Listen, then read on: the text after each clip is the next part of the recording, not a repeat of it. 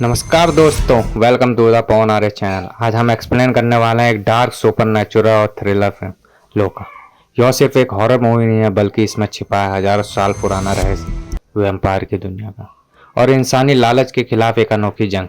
कहानी की शुरुआत होती है एक युद्धग्रस्त इलाके से और धीरे धीरे खुलता है चंद्रा का रहस्य, जिसकी उम्र हजारों साल है और जो एक वैम्पायर की तरह ही जी रही है। क्या वो इंसानों के बीच रह पाएगी और क्या राज सबके सामने आ जाएगा? चलिए शुरू करते हैं लोका मूवी की पूरी कहानी एक्सप्लेनेशन में।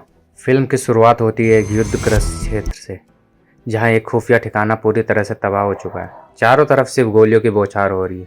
इसी भयानक माहौल में हमें चंद्रा नाम की एक युवा लड़की दिखाई देती है, जो वहां फंसी हुई है और बुरी तरह से घबराई हुई।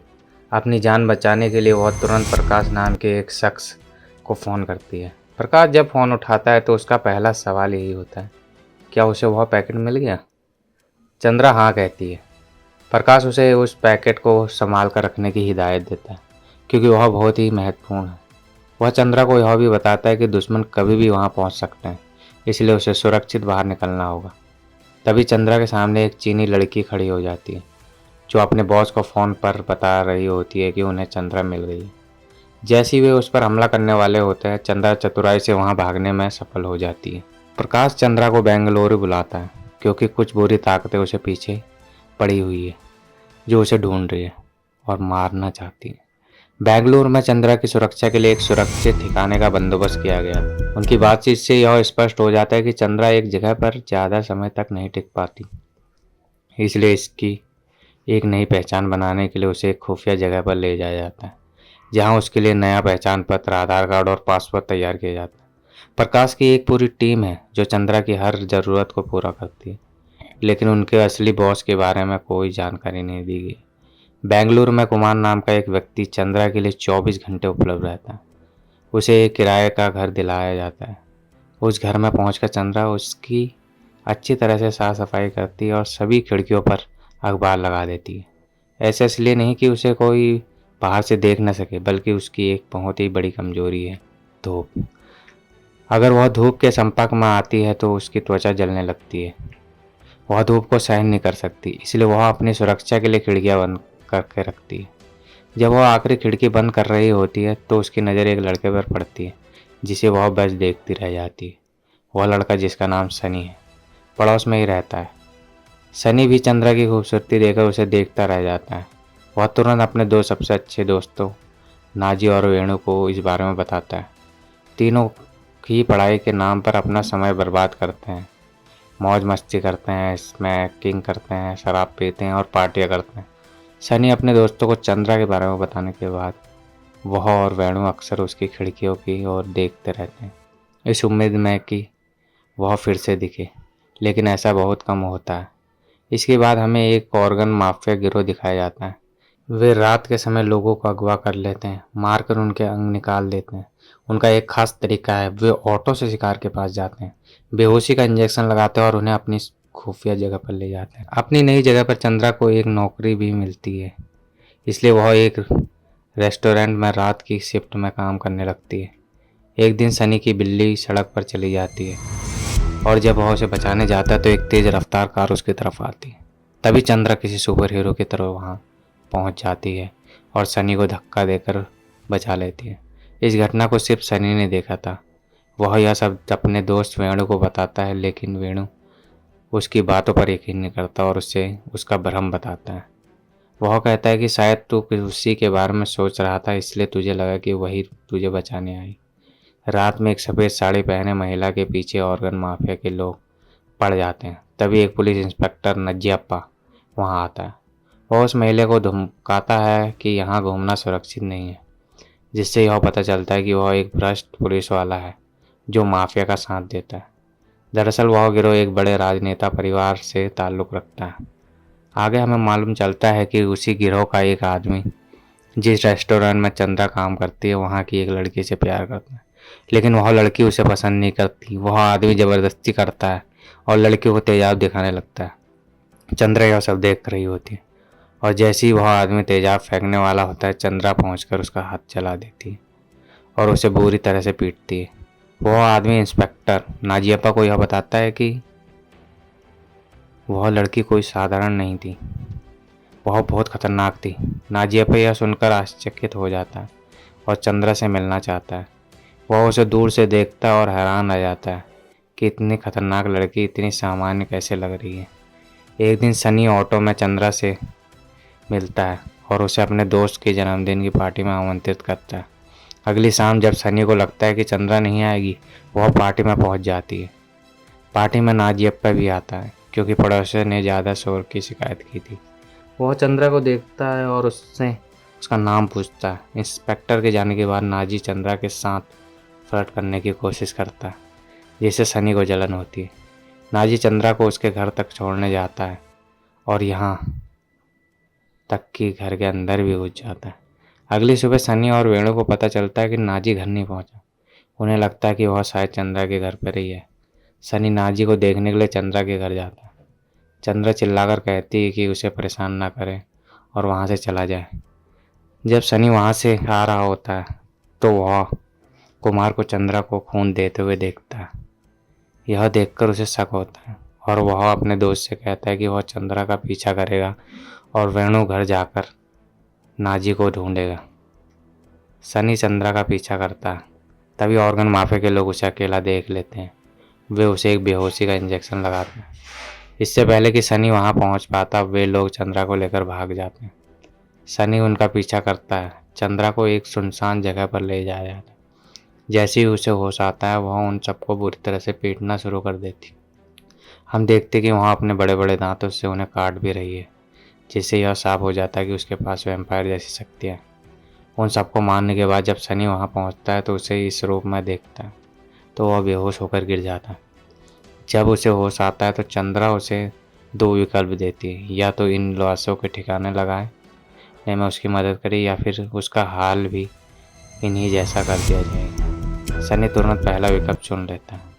लाशें ठिकाने लगाते समय सनी चंद्रा की हैरतअंगेज शक्तियाँ देखता है, जैसे कि वह बहुत ऊंची जगह से कूद सकती थी। उसे समझ आ जाता है कि चंद्रा एक वैम्पायर है। आगे एक डॉक्टर अपनी पोती को एक कहानी सुनाता है। हजारों साल पहले की बात है, जब एक राजा रोज काली देवी के मंदिर जाता है। एक छोटी लड़की नीली और कुछ बच्चे मंदिर देखते हैं। एक दिन नीली मंदिर में घुसकर देवी के पैर का घुंघरू ले आती है। राजा को जब यह पता चलता है, वह गुस्से से पागल हो जाता है और नीली के गांव के सारे मंदिर जला देता है। लोग अपनी जान बचाने के लिए गुफा में छिप जाते हैं। नीली गुफा के अंदर चली जाती है, जहाँ उसे एक सिर विहीन मूर्ति मिलती है। वह उसके सिर को छूती है और बेहोश हो जाती है।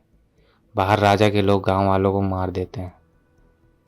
जब नीली बाहर आती है तो उसे भी मार दिया जाता है, लेकिन वह मरती नहीं है, बल्कि उसमें एक सुपर पावर आ जाती है। वह राजा के सभी लोगों को मार डालती है और फिर भाग जाती है। इस कहानी से यह पता चलता है कि नीली ही चंद्रा है और उसकी उम्र हजारों साल है। वर्तमान में लौटते हुए सनी उन सारी घटनाओं के बारे में सोचकर डर रहा होता है। दूसरी तरफ नाजियप्पा मारे गए लोगों को जांच कर रहा होता है और उसे एक आंख का लेंस मिलता है जो चंद्रा का था। लोग सनी को भी वही देखते हैं, जिससे नाजियप्पा को उन दोनों पर शक होता है। वह सनी का पीछा करता है, जो चंद्रा से मिलकर उसे अखबार की खबर के बारे में बताता है। नाजियप्पा उन दोनों को देख लेता है और समझ जाता है कि चंद्रा का भी इसमें हाथ है। वह चंद्रा के घर का छानबीन करना शुरू कर देता है, जहाँ उसे फ्रिज में खून, नाखून के लेंस और एक खुफिया कमरा मिलता है। तभी चंद्रा वहाँ पहुँच जाती है।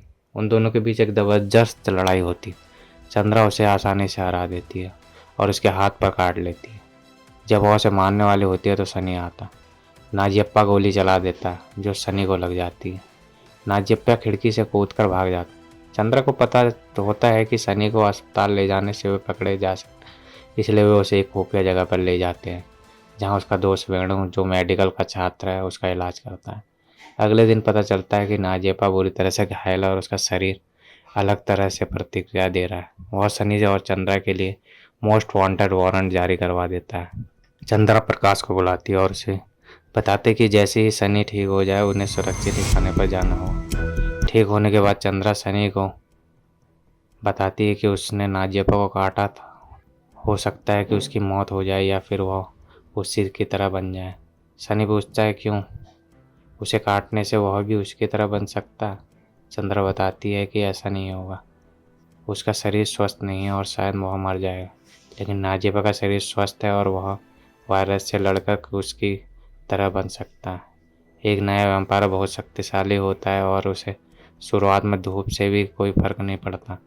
चंद्रा सनी को बताती है कि बहुत साल पहले वह एक लड़के से प्यार करती थी जो बिल्कुल उसी की तरह दिखता था।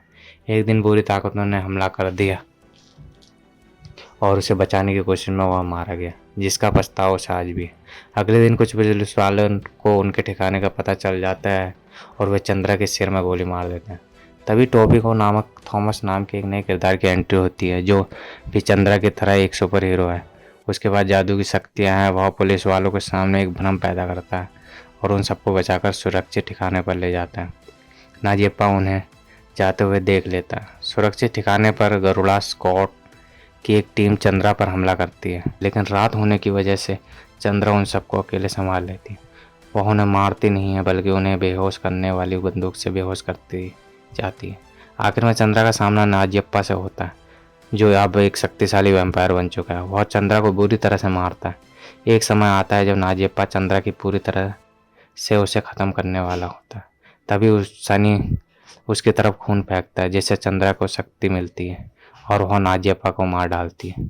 फिल्म के अंत में चंद्रा सनी के पास आती है और कहती है अब उसे यहाँ से जाना होगा। वह 20 साल से ज़्यादा एक जगह पर नहीं रहती, लेकिन पहली बार उसे समय से पहले जाना पड़ रहा है, क्योंकि अगर वह यहाँ रही तो उन दोनों और दुनिया पर भी खतरा आ सकता है। वह सनी से कहती कि वह उसे हमेशा याद रखेगा और वहाँ से चली जाती। फिल्म के आखिर में दुलकर सलमान नाम के एक नए किरदार की एंट्री होती, जो इस फिल्म के निर्माता भी हैं। वह एक सुपर हीरो के रूप में इस सुरक्षित ठिकाने पर बहुत से लोगों को मारते हैं और इसी के साथ फिल्म समाप्त होती है। तो दोस्तों, यह थी लोका मूवी की पूरी कहानी। आखिर में हमने देखा कि नाजिप्पा एक खतरनाक वैम्पायर बन चुका था और चंद्रा ने उसे ख़त्म कर दिया था, लेकिन सनी की मदद से चंद्रा उसे हरा देती। फिर भी चंद्रा समझ जाती कि उसका यहाँ रहना सबके लिए खतरनाक बन सकता, इसलिए वह हमेशा की तरह इस शहर को छोड़ देती। लेकिन पहली बार उसके दिल में किसी के लिए प्यार था, सनी। यही इस फिल्म का इमोशनल टच है, जो इसे सिर्फ हॉरर या एक्शन से कहीं ज़्यादा बना देता है। और फिर एक नए सुपर हीरो दुलकर सलमान की एंट्री होती है, जो आने वाली कहानी के लिए एक बड़ा क्लू है। तो दोस्तों, आपको क्या लगता है, क्या चंद्रा और सनी की कहानी यहीं ख़त्म हो गई या लोका यूनिवर्स में आगे और बड़ा ट्विस्ट देखने को मिलेगा? अपने विचार कमेंट में ज़रूर बताएं। अगर वीडियो अच्छा लगे तो लाइक, शेयर और सब्सक्राइब करना मत भूलिएगा। मिलते हैं अगले एक्सप्लेनेशन में। Thank you.